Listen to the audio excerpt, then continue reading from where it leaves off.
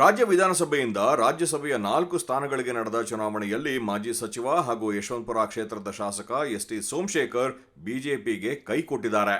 ಈ ಚುನಾವಣೆಯಲ್ಲಿ ಸೋಮಶೇಖರ್ ಅವರು ಅಡ್ಡ ಮತದಾನ ಮಾಡಬಹುದು ಎಂಬ ನಿರೀಕ್ಷೆ ಇಟ್ಟುಕೊಂಡಿದ್ದ ಬಿಜೆಪಿ ನಾಯಕರು ತಮ್ಮ ಅಭ್ಯರ್ಥಿ ನಾರಾಯಣಸಾ ಬಾಂಡೆಗೆ ಅವರ ಗೆಲುವಿಗಾಗಿ ಹೆಚ್ಚುವರಿ ಮತಗಳನ್ನು ನಿಯೋಜಿಸಿದರು. ರಾಜ್ಯ ವಿಧಾನಸಭೆಯಲ್ಲಿ 223 ಸದಸ್ಯರಿದ್ದು ಒಬ್ಬ ಅಭ್ಯರ್ಥಿ ಗೆಲುವಿಗೆ 45 ಮತಗಳ ಅಗತ್ಯವಿದೆ. ಬಿಜೆಪಿ ತನ್ನ ಸಂಖ್ಯಾಬಲದ ಆಧಾರದಲ್ಲಿ ಸುಲಭವಾಗಿ ಒಂದು ಕ್ಷೇತ್ರ ಗಳಿಸಬಹುದಾಗಿದೆ. ಇದರ ನಂತರ ತನ್ನಲ್ಲಿರುವ ಹೆಚ್ಚುವರಿ ಮತಗಳನ್ನು ಮೈತ್ರಿ ಪಕ್ಷದ ಅಭ್ಯರ್ಥಿಯಾಗಿರುವ ಜೆಡಿಎಸ್ನ ಕುಪೇಂದ್ರ ರೆಡ್ಡಿ ಅವರಿಗೆ ಹಂಚಿಕೆ ಮಾಡಿದೆ. ಅದರಂತೆ ತಮ್ಮ ಪಕ್ಷದ ಶಾಸಕರಾಗಿರುವ ಸೋಮಶೇಖರ್ ಅವರಿಗೆ ಬಿಜೆಪಿ ಅಭ್ಯರ್ಥಿಗೆ ಮತ ಹಾಕುವಂತೆ ಸೂಚಿಸಲಾಗಿತ್ತು. ಪಕ್ಷ ಸೂಚಿಸಿದಂತೆ ಸೋಮಶೇಖರ್ ಚುನಾವಣೆಯಲ್ಲಿ ಮತ ಚಲಾಯಿಸಿದ್ದಾರೆ. ಆದರೆ ಅವರು ಬಿಜೆಪಿ ಅಭ್ಯರ್ಥಿಯ ಪರವಾಗಿ ಮತ ಚಲಾಯಿಸಿಲ್ಲ ಎಂದು ಬಿಜೆಪಿಯ ಚುನಾವಣಾ ಏಜೆಂಟ್ ತಿಳಿಸಿದ್ದಾರೆ. ಮತದಾನದ ನಂತರ ಸುದ್ದಿಗಾರರೊಂದಿಗೆ ಮಾತನಾಡಿದ ಸೋಮಶೇಖರ್ ಅವರು ಚುನಾವಣೆಯಲ್ಲಿ ಆತ್ಮಸಾಕ್ಷಿಯ ಮತ ಹಾಕಿದ್ದೇನೆ ಎಂದು ಹೇಳಿದರು. ಆತ್ಮಸಾಕ್ಷಿಯಾಗಿ ಮತ ಹಾಕಿದ್ದೇನೆ.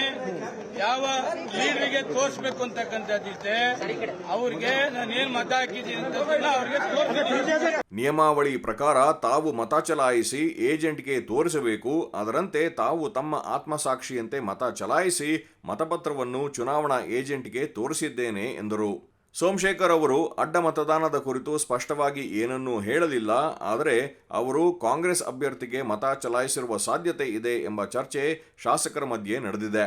ಮತ ಚಲಾಯಿಸುವ ಮೊದಲು ಮಾತನಾಡಿದ ಸೋಮಶೇಖರ್, ಕ್ಷೇತ್ರದ ಹಲವು ಅಭಿವೃದ್ಧಿ ಯೋಜನೆಗಳಿಗೆ ಅನುದಾನ ಬಿಡುಗಡೆ ಮಾಡುವ ಕುರಿತಂತೆ ತಾವು ಕೇಂದ್ರ ಹಣಕಾಸು ಸಚಿವೆ ನಿರ್ಮಲಾ ಸೀತಾರಾಮನ್ ಅವರನ್ನು ಭೇಟಿ ಮಾಡಲು ಪ್ರಯತ್ನಿಸಿದ್ದೆ. ಆದರೆ ಅವರು ಕಾಲಾವಕಾಶ ನೀಡಲಿಲ್ಲ ಎಂದು ದೂರಿದರು. ಅಭಿವೃದ್ಧಿಗೆ ಯಾರು ಅನುದಾನ ಕೊಡುತ್ತಾರೋ ಅವರಿಗೆ ಮತ ಹಾಕುತ್ತೇನೆ ಎಂದು ಹೇಳಿದ್ದರು. ಅವರ ಅನುದಾನದಲ್ಲಿ ಅವರಿಗೆ ಮಾತ್ರ ನಾನು ಆತ್ಮಸಾಕ್ಷಿಯಾಗಿ ಮತ ಹಾಕ್ತೀನಿ ಅಂತಕ್ಕಂಥದ್ದನ್ನ ಹೇಳಿದ್ದೇನೆ. ಕಳೆದ ಕೆಲವು ದಿನಗಳಿಂದ ಬಿಜೆಪಿ ನಾಯಕತ್ವದ ವಿರುದ್ಧ ಮುನಿಸಿಕೊಂಡಿರುವ ಸೋಮಶೇಖರ್ ಅವರು ಉಪಮುಖ್ಯಮಂತ್ರಿ ಹಾಗೂ ಕೆಪಿಸಿಸಿ ಅಧ್ಯಕ್ಷ ಡಿಕೆ ಶಿವಕುಮಾರ್ ಅವರ ಜೊತೆ ಗುರುತಿಸಿಕೊಂಡಿದ್ದಾರೆ. ಮುಂಬರುವ ಲೋಕಸಭಾ ಚುನಾವಣೆಯಲ್ಲಿ ಅವರು ಕಾಂಗ್ರೆಸ್ ಪಕ್ಷದ ಅಭ್ಯರ್ಥಿಯಾಗಿ ಮೈಸೂರು ಇಲ್ಲವೇ ಬೆಂಗಳೂರು ಉತ್ತರ ಲೋಕಸಭಾ ಕ್ಷೇತ್ರದಿಂದ ಕಣಕ್ಕಿಳಿಯಲಿದ್ದಾರೆ ಎಂದು ಹೇಳಲಾಗುತ್ತಿದೆ. ಲೋಕಸಭೆ ಚುನಾವಣೆ ಘೋಷಣೆಯಾಗುತ್ತಿದ್ದಂತೆ ಅವರು ಶಾಸಕ ಸ್ಥಾನಕ್ಕೆ ರಾಜೀನಾಮೆ ನೀಡಿ ಬಿಜೆಪಿಗೆ ಗುಡ್ ಬೈ ಹೇಳಲಿದ್ದಾರೆ ಎನ್ನಲಾಗುತ್ತಿದೆ.